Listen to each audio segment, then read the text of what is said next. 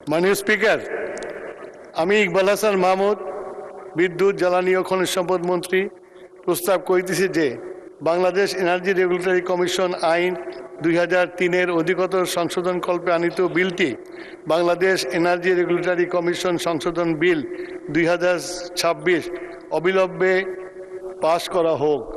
ধন্যবাদ মাননীয় স্পিকার।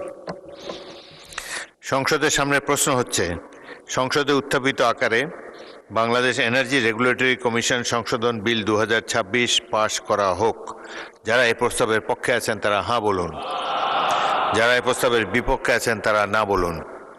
আমার মনে হয় হ্যাঁ জয়যুক্ত হয়েছে, হ্যাঁ জয়যুক্ত হয়েছে, হ্যাঁ জয়যুক্ত হয়েছে। অতএব সংসদে উত্থাপিত আকারে বাংলাদেশ এনার্জি রেগুলেটরি কমিশন সংশোধন বিল 2026 সর্বসম্মতিক্রমে পাশ হলো।